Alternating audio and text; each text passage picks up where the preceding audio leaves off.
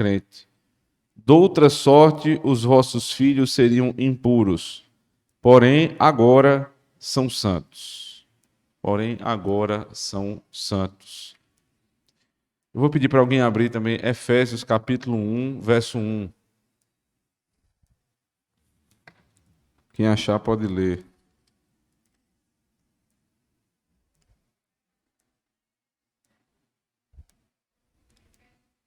1:1.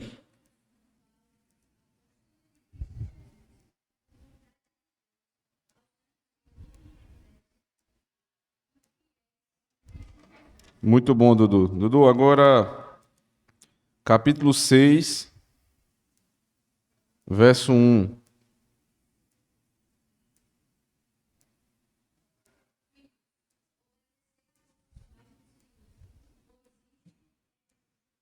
Muito bom.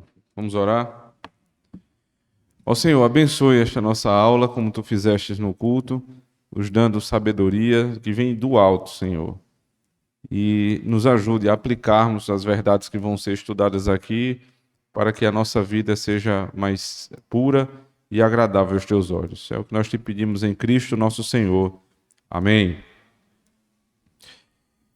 Nós temos estudado nos últimos domingos a respeito da natureza dos filhos, que eles são pecadores, né? Você vê a criança, eu estava agora aqui falando com Luciana Isabelle de Mariana, que Mariana estava bem quietinha, eu disse, parece um anjinho, né? Parece mesmo, é a coisa mais linda. É dormindo, bem tranquila, mas a gente sabe que não é um anjinho, né? Só quem tem em casa sabe que não é um anjinho. Desde pequenininho já dá muito trabalho, já é rebelde, faz birra, né?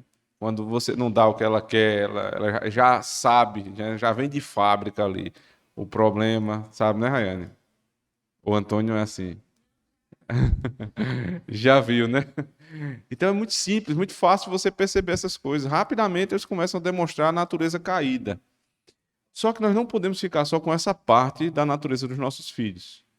Nós devemos também saber quem eles são no pacto. Saber quem os nossos filhos são dentro da aliança do Senhor. Não apenas pecadores, mas santos.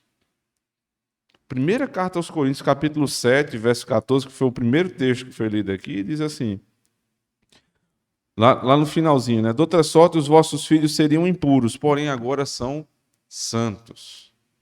E aqui é o caso onde apenas um dos pais é crente. Então, se tem um pai ímpio e a mãe é crente, o que acontece é que o filho é santo.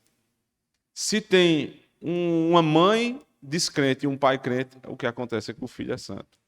Eles são santificados pelo membro da família que é santo, que é cristão verdadeiro. Então, nossos filhos, apesar de serem pecadores, eles são santificados na aliança. Essa doutrina do pacto, irmãos, para muita gente acha que a espinha dorsal da reforma foi predestinação, soberania de Deus. Nada a ver. A doutrina que faz a reforma ficar de pé ou cair é o pacto. Estar debaixo do pacto, da aliança com Deus, é algo impressionante. E aí você se lembra, ou você está em Adão, aqueles que não ainda reconheceram Cristo como seu Senhor e Salvador, eles estão em pacto com Adão, ou seja, o pacto das obras.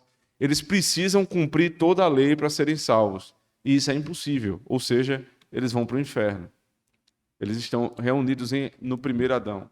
E existem todos os demais que creram em Cristo e eles estão unidos em Cristo, né, o segundo Adão, e pela justiça de Cristo eles têm a salvação, não pela sua própria justiça. Os nossos filhos, quando eles nascem debaixo da aliança.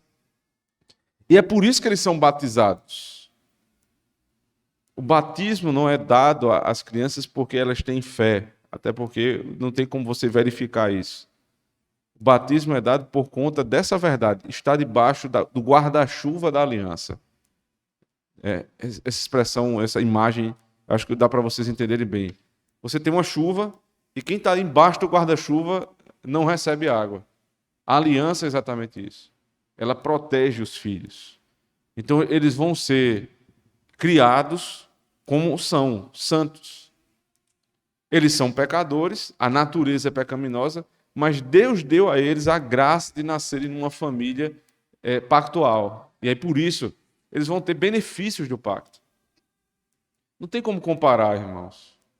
Você ter uma criança que ela nasceu, né, entre os irmãos da igreja, ela está no culto, ela está andando no meio dos irmãos, ela tem a pregação da palavra, ela vê os sacramentos, ela vê como os pais temem a Deus.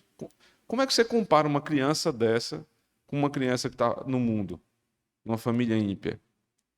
É possível que este aqui, que está fora da aliança, ele se converta? É claro, muitos de nós aqui passamos por isso. Não estávamos debaixo da aliança e o Senhor nos converteu. Mas o que é mais lógico, mais natural, é que aqueles que nascem debaixo da aliança, eles permaneçam sempre. É por isso que há uma ruptura muito grande quando um filho da aliança não confirma a fé, não professa a fé quando chega o tempo devido. E nós devemos nos colocar como realmente derrotados se isso acontecer. Se chegar a época em que eles podem dar razão da sua fé e eles não dão razão da fé. Houve uma ruptura forte e é por isso que os pais ficam tão preocupados. Mas estar debaixo da aliança é uma bênção. Aí veja só, Dudu leu Efésios 1, verso 1. Repita, por favor, Dudu, está com a Bíblia aberta ainda? Efésios 1, 1 e depois, novamente, Efésios 6, 1.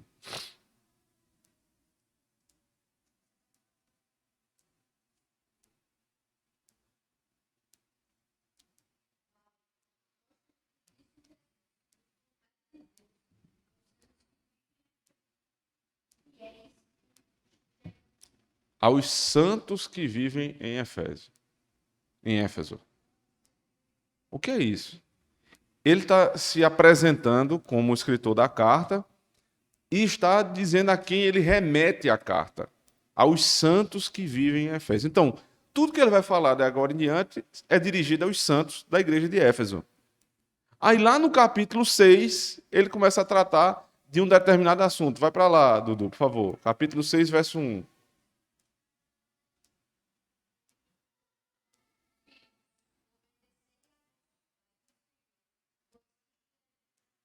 Filhos, e aí uma vírgula, né? Você tem aqui uma chamada aos filhos. Filhos, obedecei aos vossos pais. Então, a carta que foi dirigida aos santos incluía os filhos como santos. Eles estão debaixo do guarda-chuva da aliança. Então, eles são santos. Agora, veja só. Essas cartas eram lidas como sermões na hora do culto, né? Então, a leitura do sermão, como nós temos aqui, às vezes que eu estou ausente, ela não é invenção minha, não. Isso acontecia na Escritura, no tempo do primeiro século. A carta do apóstolo Paulo era lida durante o culto. Não era um sermão extemporâneo, era um sermão lido. E ele tinha o mesmo efeito de um sermão extemporâneo. Né? Ainda mais porque era um apóstolo que estava escrevendo. Quando era lida a carta, o remetente era citado, os santos. E aí lá na frente ele vai fazendo as aplicações, porque toda carta do apóstolo Paulo ela é dividida. A primeira parte da carta sempre diz respeito à doutrina. Então, se você ler Efésios do 1 até o capítulo 3, é pura doutrina. No capítulo 4 é a transição, e do capítulo 5 em diante é só aplicação. É a doutrina aplicada. Não é doutrina e prática. É doutrina e doutrina aplicada.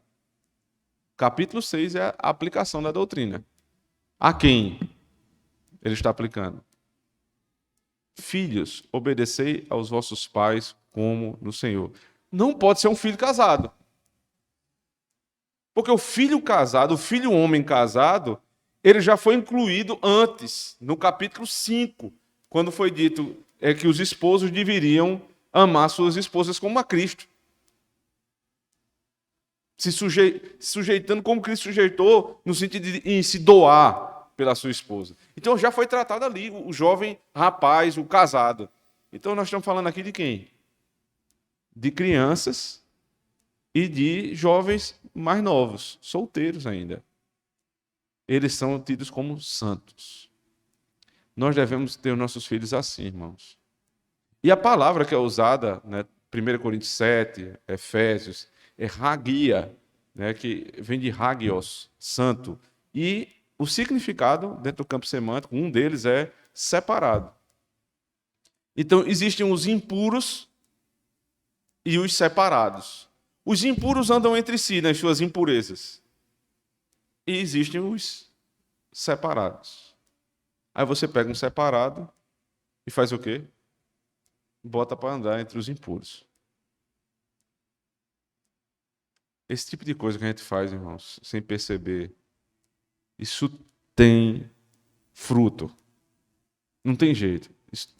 Existe, para cada atitude do homem, há uma consequência. Você tem o seu filho que é separado, definido pela palavra de Deus como um menino santo, uma moça santa. E aí você pega esse separado e você junta com os impuros. O que é que vai dar? Vai dar impureza. É por isso que no batismo, vocês já devem ter percebido, até porque nós tivemos uma sequência de batismos aqui. Uma das formas do batismo do Manual de Culto da IPB diz assim: uma promessa que os pais fazem. É promessa de não permitirem que os seus filhos andem com mais companhias. Você tem que ensiná-lo a ler, para ler a palavra, você tem que orar e orar com ele. E depois você se compromete a fazer com que seu filho não ande em mais companhias? Sim, diante de Deus e diante da igreja. Isso é um compromisso. Aí a gente vira as costas, sai daqui e deixa os nossos filhos andando com os priminhos ímpios. Eu estou dizendo isso porque não sei se acontece na família de vocês, mas na minha não andam. Não anda. Minha filha não anda com. Ah, mas é família. Sim, mas família, isso não quer dizer nada. Só quer dizer uma coisa. A gente nasceu ali naquela mesma organização. Mais nada. Primos, definam-os. Quem são? O que fazem, né? Como eles vivem. Meu filho é santo. A palavra de Deus diz que meu filho é santo. Como é que um santo anda no meio dos impuros? E outra, ele não tem capacidade, porque assim, nós vivemos no meio dos impuros. E por que vivemos? Naquilo que é necessário. Você precisa trabalhar, você precisa negociar. E Paulo diz lá na primeira carta dele também, aos Coríntios, que ele, no capítulo 5, ele diz: eu não estou dizendo para vocês saírem do meio dessas pessoas impuras, não. Porque isso seria impossível. Eu estou dizendo que vocês devem se afastar dos que se dizem crentes e não são. Esses são os piores. Então, o adulto precisa conviver no meio dos ímpios naquilo que é estritamente necessário. Eles não vão ser nossas amizades, eles não vão ser os nossos confidentes, eles não vão ser as pessoas que frequentam a nossa casa, não vão. E um dia, esporadicamente, uma coisa, uma determinada situação lá, sem problema. Mas meu amigo não pode ser. Lembre-se, a definição de amigo é aquele que ama as mesmas coisas que eu amo e rejeita, odeia as mesmas coisas que eu odeio. Por isso que a gente tem amizade, afinidade. Como é que eu tenho uma amizade, por exemplo, com alguém que é abortista? Para mim, esse sujeito devia ser morto. Quem quer matar a criança é para ser morto. É o que diz a palavra de Deus. Aí eu boto dentro da minha casa e vou jantar com ele. Não tenho conversa com esse tipo de gente. Mas eu sei fazer esse tipo de relação porque eu estou preparado para isso. Nós somos adultos, irmãos. Você acha que uma criancinha tem condição de fazer isso? Por que as crianças nascem numa estrutura de pai e mãe? Porque elas têm dependência de vocês. Não faça isso com o inocente. Ele não tem condição de dar a menor prova da fé deles. Eles não estão preparados para isso, não. Não exponha seus filhos aos impuros. É priminho, mas é um miserável pecador e é uma miniatura de gente ruim. chama palavrão. Não é assim ou não? Ou não? Pelo menos eu conheço. Da família, crianças, 7 anos, 8 anos. De cada 10 palavras, 11 é palavrão. Não anda, meu amigo. Sabe por quê? Porque isso é uma esponja. Absorve tudo. Então a gente vai livrar os nossos filhos das más companhias. Tudo que for possível. Tudo. A gente só vai expô-los o menor tempo possível. Veja, se você precisa que seu filho esteja na escola, numa escola comum, o menor tempo que você puder expô-lo, exponha. O ideal é tempo nenhum. Exponha o mínimo. Porque eles querem é o máximo, né? Eles querem ensino integral, aí tem futebol, balé, sei lá, inglês, reforço, e você vai deixando, vai deixando, vai deixando. Aí depois que vem um produto, né, que você está com uma pessoa estranha dentro da sua casa que não pensa o que você pensa, não age como você age, não tem os costumes da casa, você fica, o que foi que houve? Exposição aos ímpios. Eles começam a falar como os ímpios, pensar como os ímpios, e talvez sejam ímpios. A Bíblia diz que teu filho é santo. É santo. Se você tem oportunidade de livrá-los, a gente diz assim, eu morreria pelo meu filho. Morre nada, conversa. Vivo não faz o que deveria fazer? Não morre. Se você pode livrar o seu filho de más companhias e não faz, não venha nos dizer que você morreria pelo seu filho. Você não está fazendo uma coisa mais simples. A definição de santo é separado. Se ele é separado, por que você mistura com os ímpios? Paulo disse: filhos, obedecei aos vossos pais. Aí ele escuta do amiguinho ímpio dele: que conversa. É o seguinte, ó, tu diz a teu pai que tu vai lá para casa e de lá a gente sai. Nunca aconteceu isso, né? A gente nunca fez isso. Meu amigo, eu já fui do mundo, eu sei como o negócio funciona. É assim que a gente faz. Não é porque eu vou lá para casa de fulano de tal, é meu primo, filho de tio fulano. Aí, filho de tio fulano? Ah, então pode ir. Aí de lá, o cara dali, o cara vai para outro canto. Quem é o culpado? Aí você vai dar um carão no seu filho. Ah, você mentiu. Não. Meu filho, você se deixou levar. Quem é o adulto aqui da história? Quem é o pai? Quem é a mãe? É você. Porque às vezes a gente não quer ser o chato, né? O intransigente, o cafona. Paciência, irmãos. Paciência. Pensem o que quiserem. Eu não estou nem aí para que os ímpios pensam de nós nesses termos. Nem aí.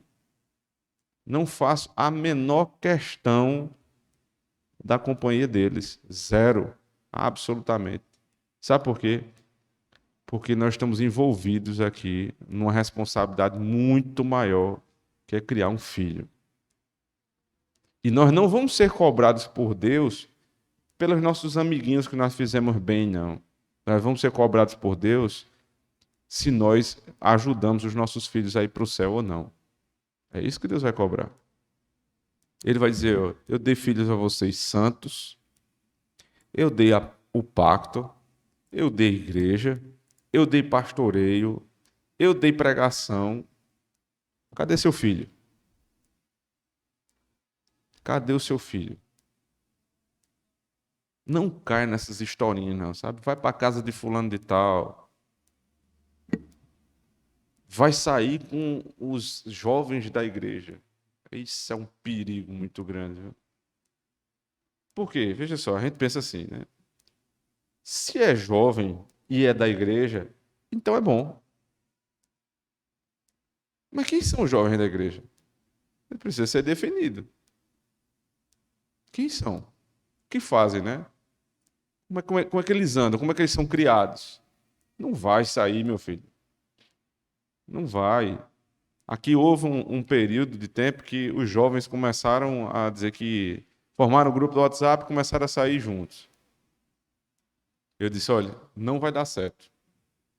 A gente se reuniu, o conselho, esse negócio aí vai dar errado. Chamamos, conversamos. Primeira viagem que fizeram para uma pregação que eu fui fazer lá em João Pessoa, deu briga.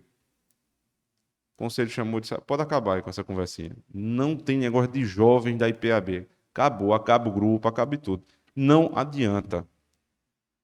Sabe com quem vocês vão sair? Os jovens com os mais velhos. Aí vocês vão aprender a ser gente. Agora você quer ser jovem na IPAB, saia com o mais velho. Toda vez que nós vamos dar aqui algum tipo de orientação aos jovens, principalmente aqueles que querem casar, diz, você é casal agora? Ótimo. Quer noivar, quer casar, agora você vai andar com fulano e fulana. Cicrano e cicrano, você vai andar com os mais velhos. Você, moça, pega a criancinha, sinta o peso de uma criança. E você vai conversar com os homens, ver o que é a vida de um pai de família. Você pega um monte de guri e bota para andar junto, você acha que vai sair o que dali? Você pega um bobo com outro bobo. Aí junta, dá um sábio. Não dá um sábio, dá um bobão. É isso que acaba. Os jovens da igreja são um bando de bobão. Olha, e eu estou dizendo isso aqui no sentido geral. Os nossos aqui, graças a Deus, estão num nível bem melhor. E não por coincidência que nós temos essa cultura, essa boa cultura aqui da igreja, de andar todo mundo junto. Todo mundo junto. Ontem estava no casamento, vocês estavam lá. Os homens da igreja, os mais jovens, solteiros, com os mais velhos, com os casados, com quem já tem filho, com quem já tem filho grande, todo mundo conversando numa roda só. Isso não é comum, irmão. Sabe o que é comum? O que é que existiria? Existiria o grupo dos jovens ali conversando besteira e o grupo dos homens. Não pode ser assim, a gente não pode deixar isso acontecer. Tem que botar os nossos filhos para. É menina, bota para andar no meio das meninas mais velhas. É menino, bota para andar no meio dos homens. É assim que funciona. Não é o novo que ensina o outro novo, é o velho que ensina ao novo. Não é à toa que quem ensina na igreja é o ancião. A palavra presbítero, a tradução é ancião. Por quê? Porque não é um jovem. Por quê? Porque um jovem não pode ensinar outro jovem. É uma coisa absurda. Os nossos filhos são santos, irmãos, e precisam ser tratados assim. Nosso trabalho é separá-los dos ímpios o máximo que puder. Lembre-se disso. Eu sei que às vezes não é possível em tudo, não é possível. Mas você tem que fazer toda espécie de processo para impedir que isso aconteça. Então, está estudando na escola, veja só, meu filho, você vai para a escola, mas você lá não tem amigo. Se tiver amigo lá, tem que ser crente. É de que igreja? Cadê os pais dele? Eu quero saber quem são. Quem são? Fazem o quê? Como é que esse povo anda? Criterioso. Você lembra que eu falei no sermão? Homens livres aprofundam os relacionamentos. Homens covardes, eles são superficiais. O cara diz assim, é filho de quem? É filho do doutor Cicrano. Então é gente boa. Se é filho do doutor Cicrano, é gente boa. Doutor Cicrano, às vezes, não dá educação para o filho. E o teu vai ser contaminado com ele. O teu é santo, o dele é impuro. E você bota para andar os dois juntos, vai dar o quê? Só vai dar um problema sério para você. E aí depois não tem o que fazer, não. Porque o fato deles serem santos é porque eles estão no pacto, não é porque eles são regenerados. Nós não cremos nisso. Um filho batizado pode ser um filho regenerado e pode não ser. Então nós nos apegamos à promessa que nossos filhos são santos e que eles vão professar a fé um dia. Mas nós não esquecemos daquilo que nós já estudamos aqui. São pecadores. E o que é que faz um pecador? Peca. Por natureza ele peca. Se não fosse assim, Paulo não precisava dizer aos Efésios: filhos, obedecei aos vossos pais. E aí, só para encerrar, só era possível Paulo dessa exortação se as crianças estivessem ali presentes no culto. E se ele faz essa aplicação, é porque Paulo sabia que as crianças não eram retiradas do culto. Ele fala com os maridos, ele fala com as esposas, ele fala com o servo, ele fala com o patrão, aí depois ele olha para o filho assim e diz: filho, obedeçam os vossos pais. Eles estavam no culto. Seu filho tem que estar no culto. Claro, tem situações que ele não pode estar no culto porque algum problema aconteceu que ele não pôde estar no culto. Está doente. Né? Determinadas profissões que alguns filhos já trabalham, né? São profissões que no dia do Senhor elas estão inclusas como obra de misericórdia ou um serviço de necessidade, mas normalmente, ordinariamente, eles têm que estar no culto. E foi mais uma promessa que você fez no dia do batismo, que você os traria com assiduidade para a igreja. Porque os santos, eles são revelados visualmente, visivelmente, na congregação. Aqui eles vão ser exortados, aqui eles vão ser reanimados, aqui eles vão ver os sacramentos, aqui eles vão começar as boas amizades das vidas deles. Porque senão eles só vão ficar com o outro lado, o lado da escola, da universidade, dos primos. Eles só vão poder formar amizade na igreja se eles estiverem na igreja. E estar na igreja não tem coisa melhor para ajudar na criação dos nossos filhos. Eu não sei vocês, irmãos, mas todas as minhas amizades estão construídas aqui, na igreja de Jesus Cristo. Não só nessa igreja local, mas na igreja como um todo.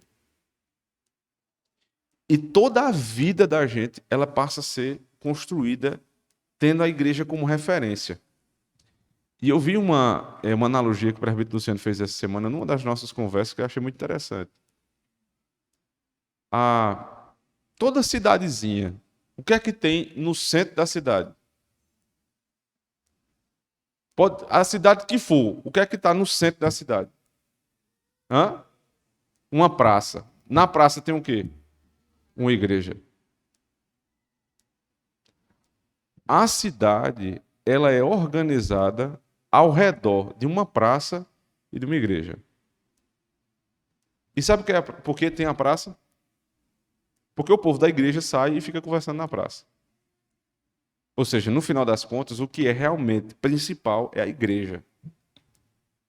Campina foi fundada ao redor de uma igreja, catedral. Igreja desviada, igreja apóstata.